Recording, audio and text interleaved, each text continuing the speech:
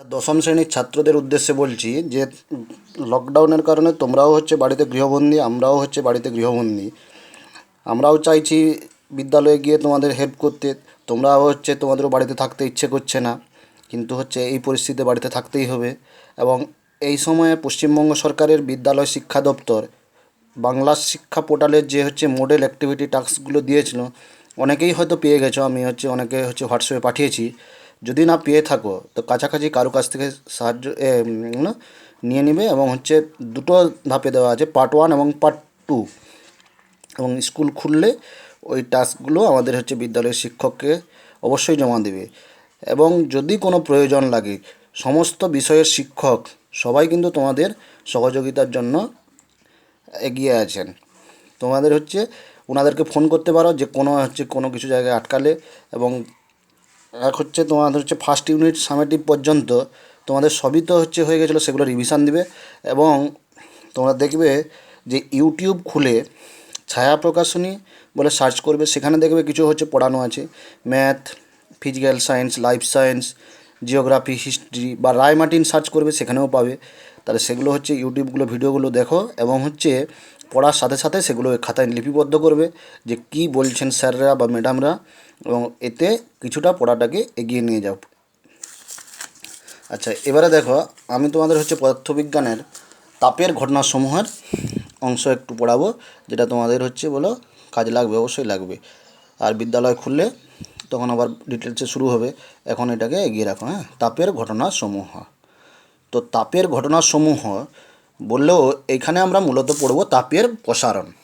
দেখো, একটা জিনিস মাথায় রাখো যে কোনো পদার্থের কঠিন কি তরল কি গ্যাসে তাপ প্রয়োগ করলে কী কী ঘটনা ঘটে। অবস্থার পরিবর্তন হয়, রাসায়নিক পরিবর্তন হয়, দৈর্ঘ্যে আকার আয়তনে বৃদ্ধি পায় কোনো পদার্থ। আর কি ঘটে বলো, দৈর্ঘ্য আকার আয়তনের বৃদ্ধি ঘটে, রাসায়নিক পরিবর্তন হয়, অবস্থার পরিবর্তন হয়, তাপের সঞ্চালন হয়, পদার্থের মধ্যে দিয়ে তাপ যেতে পারে। বুঝেছ? তো আমরা এখানে পড়ব যে তাপ সঞ্চালন, আর পড়ব বলো যে দৈর্ঘ্য আকার আয়তনের কি পরিবর্তন হয়। তাহলে উত্তপ্ত করলে সমস্ত পদার্থেরই প্রসারণ ঘটে, তাই তো? তাহলে উত্তপ্ত তাপ প্রয়োগের ফলে কোনো পদার্থের আয়তনের প্রসারণ হওয়ার ঘটনাকে বলা হবে তাপীয় প্রসারণ। তাহলে আমরা প্রথমে তাপীয় প্রসারণ সম্বন্ধে জানব। আচ্ছা, তাপীয় প্রসারণের প্রথমে কঠিনের প্রসারণ। কঠিনের প্রসারণের প্রথমে যে জিনিস আছে সেটা প্রথমে বলে দিই আমি, যে কঠিনের প্রসারণের প্রথম জানতে গেলে যে বাস্তব বা দৈনন্দিন জীবনের অভিজ্ঞতার আলোকে কঠিন পদার্থের প্রসারণ, মানে দৈনন্দিন জীবনের অভিজ্ঞতাকে কাজে লাগিয়ে ফার্স্ট কঠিন পদার্থের প্রসারণটাকে আমরা বলি। প্রথম দেখো, একটা জিনিস বলো, কাঁচের বোতলের মুখে যদি ধাতুর তৈরি ঢাকনা, কাঁচের বোতলের মুখে যদি ধাতুর তৈরি ঢাকনা আটকে যায়, তাকে খোলার জন্য কী করা হয়? কী করা হয় বলো দেখি? তাকে কিছুটা উত্তপ্ত করতে হয়। উত্তপ্ত করলে কি হয়? কাঁচ তাপের কুপরিবাহী, কাঁচের প্রসারণ হয় না, কিন্তু ধাতুর প্রসারণ হয়। ধাতুর প্রসারণ হলে কী হয়? সেটা দৈর্ঘ্যে বেড়ে যায় বা আকারে বেড়ে যায়, ফলে তাকে খোলা যায়, তাই তো? একই কারণে দেখবে একটা পুরু বা মোটা কাঁচের বোতলে যদি তুমি হঠাৎ করে গরম জল ঢেলে দাও, দেখবে বোতলটা ফেটে যায়। কাঁচের বোতল কী হয়? ফেটে যায়। কেন ফেটে যায়? কারণ কি দেখো, যখন তুমি গরম জল ঢাললে তাহলে গরমে উত্তপ্ত হলে সেই ভিতরের তলটা কী হবে? কাঁচের ভিতরের তল প্রসারণ হয়, কিন্তু বাইরের তলে প্রসারণ হতে সুযোগ পায় না। তাহলে ভিতরের তল প্রসারণ হলো, ভেতরের তল কী হলো বলো? প্রসারণ হলো, কিন্তু বাইরের তল প্রসারণ হলো না। এরকম অসম প্রসারণের ফলে কি হয়? যে কাঁচটি ফেটে যায়। বা তোমরা দেখবে যে ওভারহেড তার কোনগুলো? আমাদের গ্রামে যে ইলেকট্রিক লাইন আছে সেগুলো নয়। গ্রামে যে তোমার 440 ভোল্টের যে দুটো খুঁটির মধ্যে আছে সেটা নয়। ওভারহেড তার যেগুলো আমার বলো, এই যে কোলাঘাট বা যে থেকে এসে দেখবে বড় বড় থম্বির মতন যেগুলো দাঁড়িয়ে থাকে, ওভারহেড তারের দেখবে একটা এর থেকে ওভারহেড তারের দুটো যে বলো স্তম্ভগুলো আছে, সেই স্তম্ভের মাঝে তারটা ঝুলে থাকে। কেন ঝুলিয়ে রাখা হয়? কারণ কি দেখো, যদি উষ্ণতা বৃদ্ধি হয় তারের দৈর্ঘ্য বৃদ্ধি ঘটবে।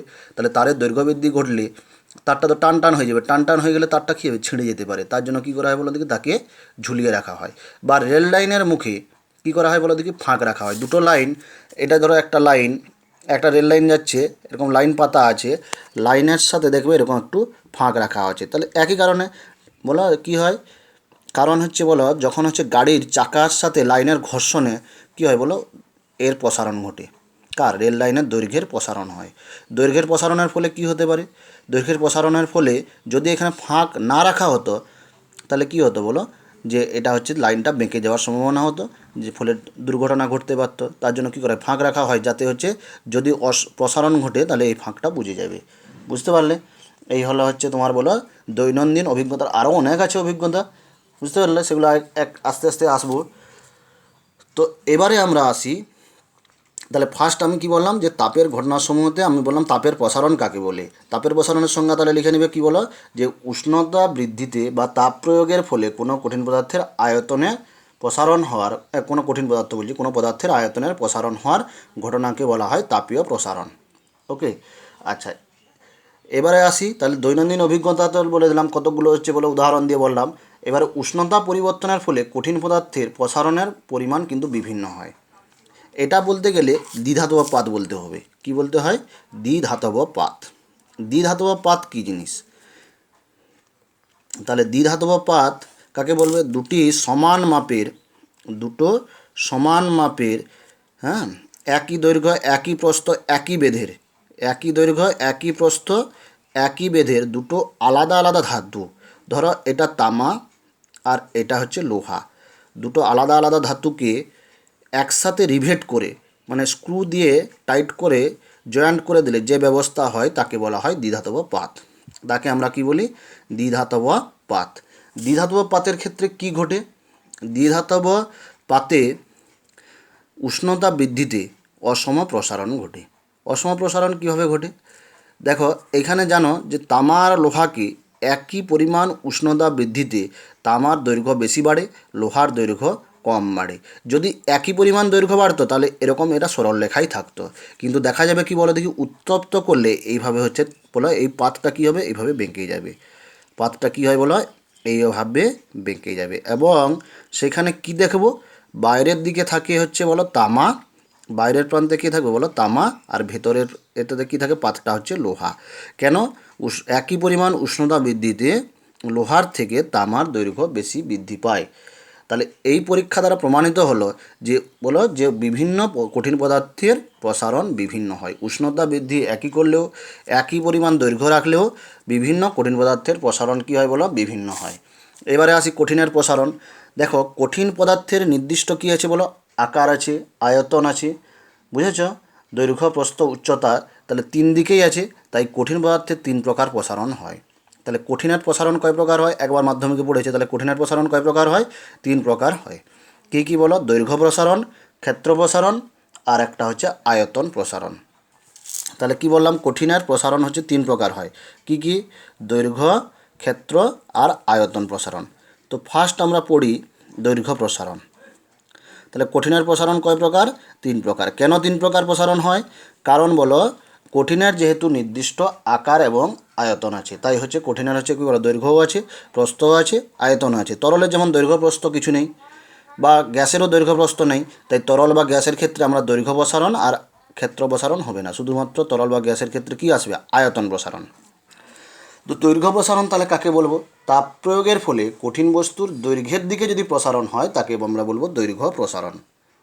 তাহলে দৈর্ঘ্য প্রসারণের সংজ্ঞা লিখে নাও। কী বললাম? তাপ প্রয়োগের ফলে কঠিন পদার্থের বলো দৈর্ঘ্যের দিকে যে প্রসারণ হয় তাকে বলা হবে দৈর্ঘ্য প্রসারণ।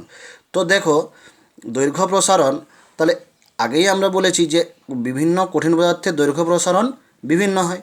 তাহলে কার প্রসারণ বেশি হবে, কার প্রসারণ কম হবে এবং কতটা দৈর্ঘ্য বাড়বে সেটা জানতে গেলে আমাদের জানতে হবে কি বলো দেখি? দৈর্ঘ্য প্রসারণ গুণাঙ্ক। কি জানতে হবে? দৈর্ঘ্য প্রসারণ গুণাঙ্ক। একে আমরা কী চিহ্ন দিয়ে প্রকাশ করব? আলফা চিহ্ন দিয়ে। তাহলে এই চিহ্নটার নাম কি বলো? আলফা। তাহলে দৈর্ঘ্য প্রসারণ গুণাঙ্কের সংজ্ঞা এবারে কী লিখবো দেখো?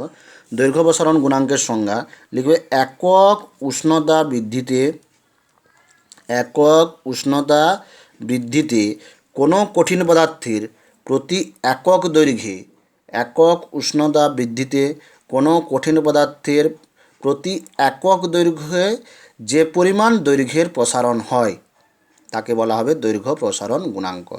সংজ্ঞাটা মনে থাকবে।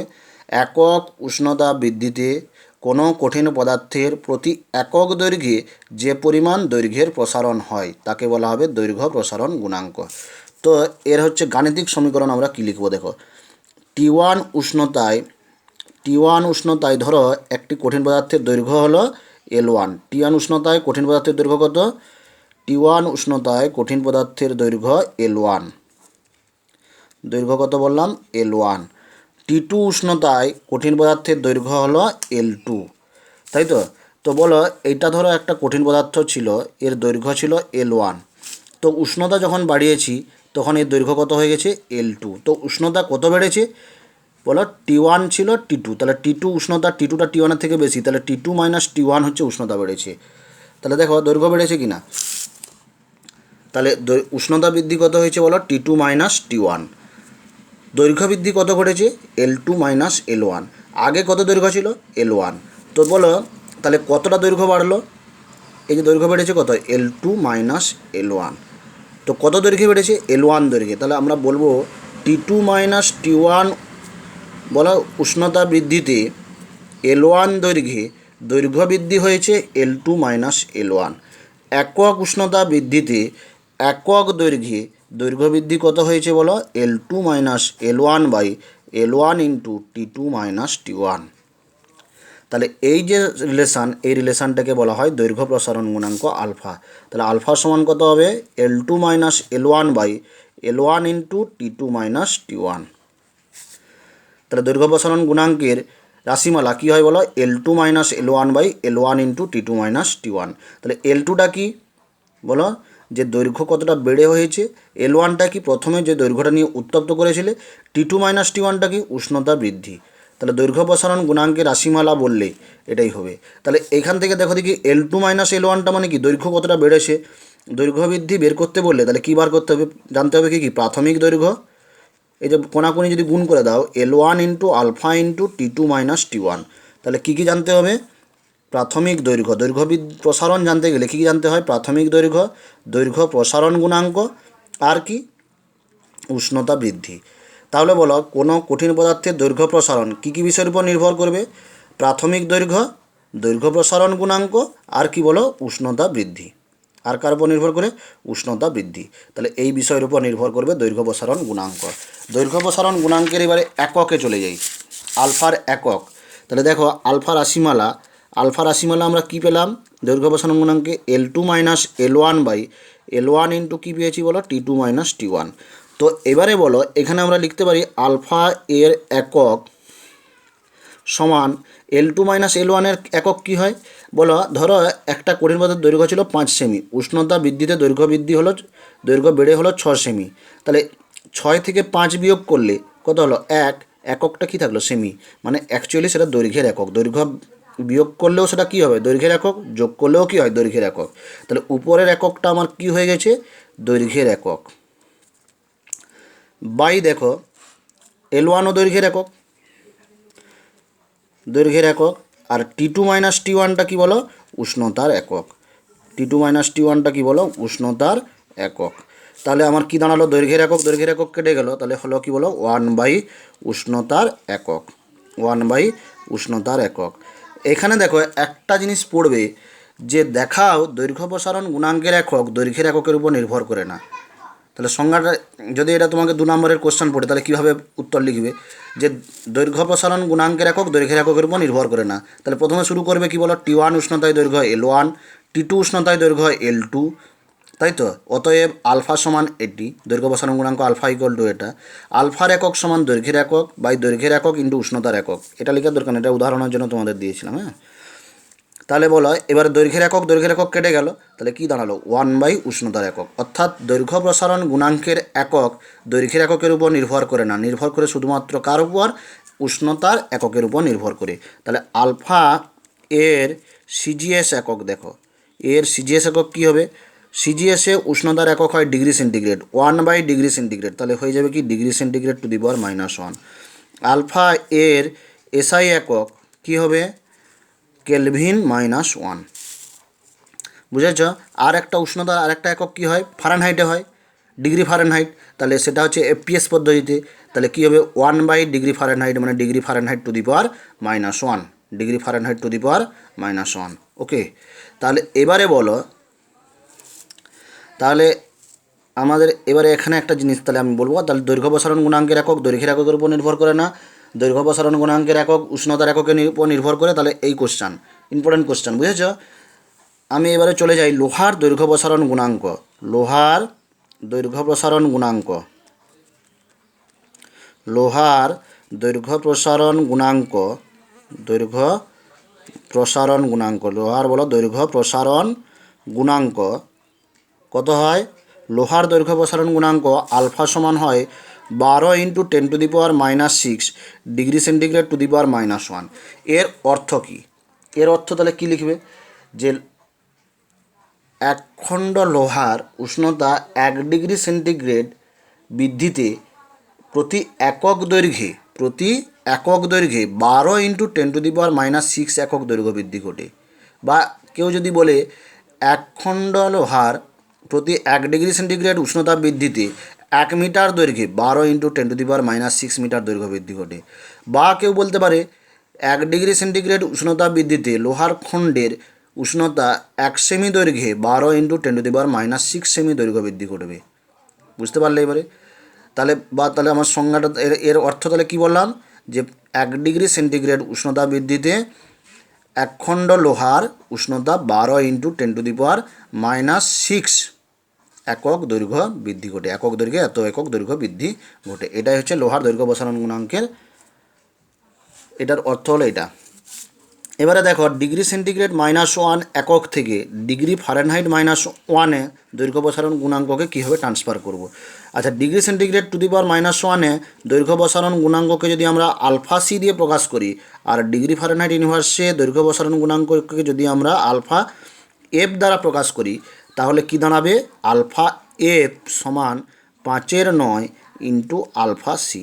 কোনখান থেকে আসলো বলো দেখি? তোমরা সেন্টিগ্রেড স্কেল আর ফারেনহাইট স্কেল পড়েছ। সেন্টিগ্রেড স্কেলে থাকে নিম্ন স্থিরাঙ্ক 0 ডিগ্রি সেন্টিগ্রেড, ঊর্ধ্ব স্থিরাঙ্ক থাকে 100 ডিগ্রি সেন্টিগ্রেড। ফারেনহাইট স্কেল পড়েছ, ফারেনহাইটে নিম্ন স্থিরাঙ্ক থাকে 32 ডিগ্রি ফারেনহাইট, ঊর্ধ্ব স্থিরাঙ্ক থাকে 212 ডিগ্রি ফারেনহাইট। তো সেন্টিগ্রেড স্কেলে কত উষ্ণতা বাড়ছে? 100 ডিগ্রি সেন্টিগ্রেড উষ্ণতা বৃদ্ধি হচ্ছে। ওই সময় ফারেনহাইট স্কেলে কত উষ্ণতা বাড়লো? 32 থেকে 212, তাহলে কত হয়েছে? 180 ডিগ্রি ফারেনহাইট।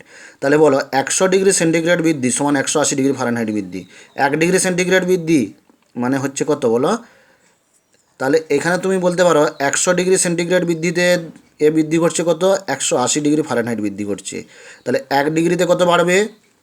180/100 মানে 9/5। 1 ডিগ্রি ফারেনহাইট বৃদ্ধি মানে কত হবে? তাহলে 5/9 ডিগ্রি সেন্টিগ্রেড বৃদ্ধি। বুঝতে পেরেছো? 1 ডিগ্রি ফারেনহাইট বৃদ্ধিতে কত বৃদ্ধি পাবে? 5/9 ডিগ্রি সেন্টিগ্রেড। সেই সম্পর্ক থেকে আসছে কি বলো? আলফা এফ সমান 5/9 × আলফা সি। তাহলে আলফার মান দেওয়া আছে 12 × 10⁻, দেখো লোহার দৈর্ঘ্য প্রসারণ গুণাঙ্ক যেটা দেওয়া ছিল 12 × 10⁻⁻6 degree centigrade to the power -1। তো ফারেনহাইটে এটা কত হবে? তাহলে আলফা এফ বেরোবে 12 × 10⁻⁻6 × 5/9 বলো degree Fahrenheit to the power -1। তাহলে দৈর্ঘ্য প্রসারণ গুণাঙ্ক সেন্টিগ্রেড -1-এ থাকলে তাকে ফারেনহাইট -1-এ যেতে গেলে 5/9 দিয়ে গুণ করব। এরকম টাইপের কোশ্চেন পড়তে পারে। তাহলে দৈর্ঘ্য প্রসারণের মান বের করতে গেলে দৈর্ঘ্য প্রসারণ বার করার সূত্র কি বলেছি? দৈর্ঘ্য প্রসারণ সমান কত বলো? দৈর্ঘ্য বৃদ্ধি সমান প্রাথমিক দৈর্ঘ্য, দৈর্ঘ্য প্রসারণ গুণাঙ্ক, উষ্ণতা বৃদ্ধি। ওকে, আর কি বলো? দৈর্ঘ্য প্রসারণ গুণাঙ্কের একক বলেছি। কি? দৈর্ঘ্য প্রসারণ গুণাঙ্কের একক। বুঝতে পারলে? তারপরে দেখো দৈর্ঘ্য প্রসারণ গুণাঙ্ক, লোহার দৈর্ঘ্য প্রসারণ গুণাঙ্ক এত বলতে কী বোঝো? তারপরে বলো ডিগ্রি সেন্টিগ্রেড, ডিগ্রি ফারেনহাইট ইউনিভার্সের সাথে ডিগ্রি সেন্টিগ্রেড টু দি পাওয়ার -1-এর কী সম্পর্ক।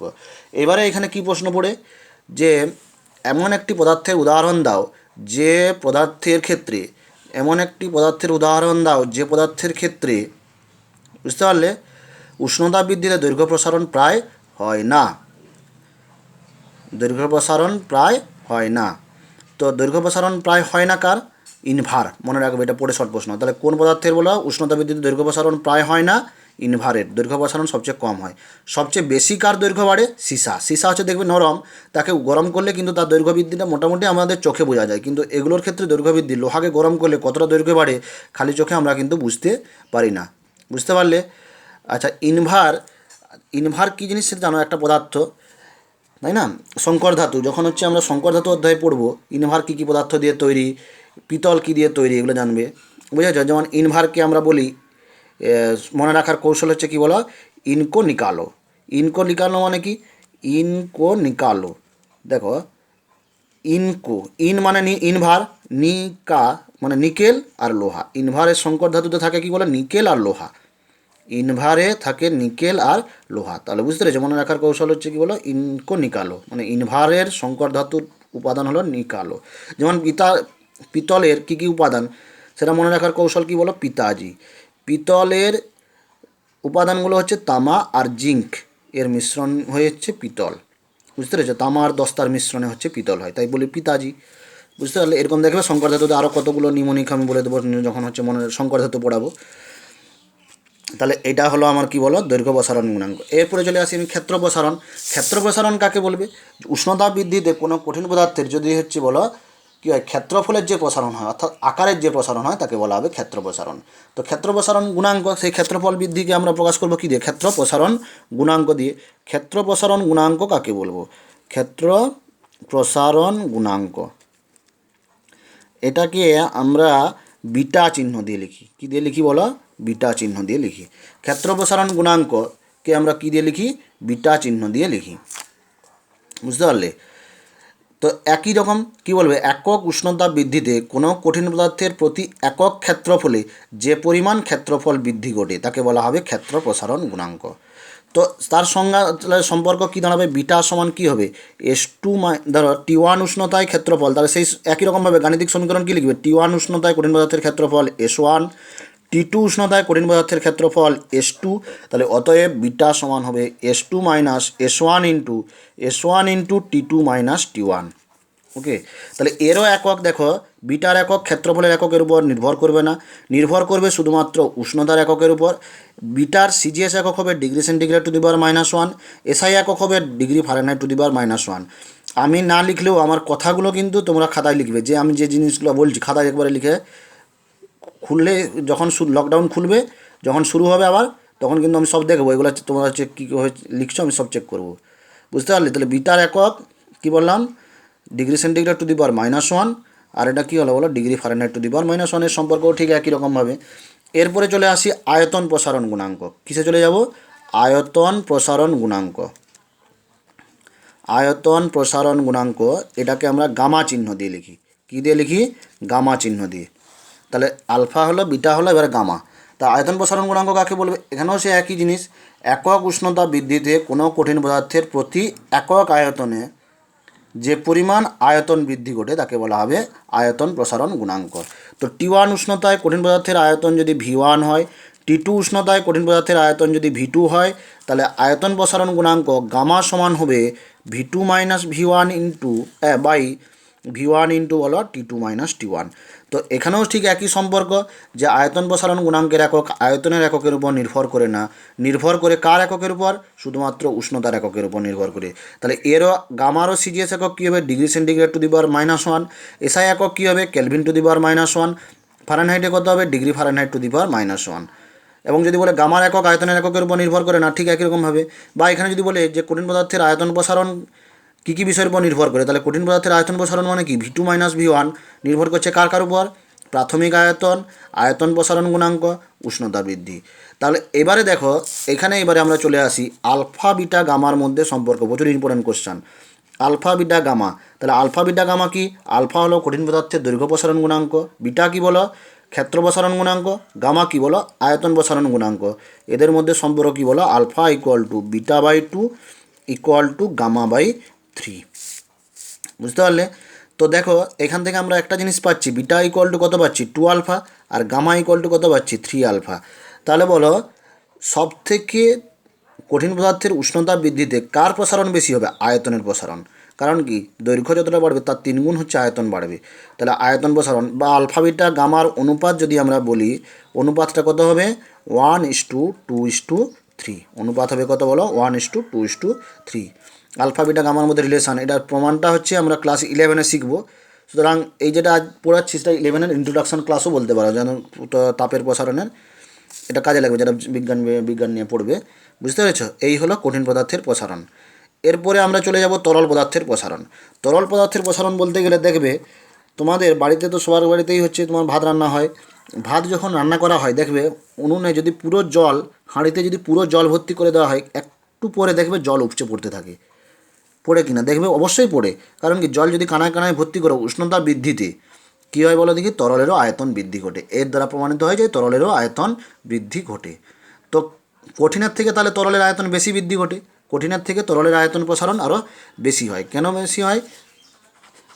আর তরলের আয়তন প্রসারণ কেন বেশি হয় সেটা তো পরে আসবো। কারণ কি, তোমরা জানো যে কঠিন পদার্থের ক্ষেত্রে অণুগুলোর ব্যবধান কম, তরলের ক্ষেত্রে আরও ব্যবধান একটু সামান্য বেশি হয়। তো মোটামুটি আমরা জানি যে কঠিনের যতটা প্রসারণ হয় তরলের তার থেকে 10 গুণ মনে হয় বেশি প্রসারণ হয়, প্রায় 10 গুণ বেশি প্রসারণ হয়। তো কঠিনের আয়তন প্রসারণ বলতে গেলে তাহলে কঠিনের দৈর্ঘ্য প্রসারণ বা ক্ষেত্র প্রসারণ থাকে না। কেন? ভুল বলছি, তরলের দৈর্ঘ্য প্রসারণ বা ক্ষেত্র প্রসারণ থাকে না। কেন থাকে না? কারণ তরল পদার্থে নির্দিষ্ট কোনো আকার নেই। আকার না থাকার ফলে তরলের কোনো নির্দিষ্ট কী হয় না বলো, দৈর্ঘ্য প্রসারণ বা ক্ষেত্র প্রসারণ হয় না। তরলের এবারে শুধুমাত্র কী হয়, আয়তন প্রসারণ হয়। আয়তন প্রসারণ হলে দেখো, এইটা ধরো একটা পাত্র, এই পর্যন্ত তরলের লেভেল আছে। প্রথমে যখন আমরা তরলটাকে গরম করব, প্রথমে কে গরম হবে? হাঁড়ির বাইরের তল গরম হবে। তাহলে কঠিন গরম হচ্ছে, কঠিন গরম হওয়ার ফলে তরল তল যদি এ বিন্দু থাকে, দেখবে এখানে বি বিন্দু নেমে এলো।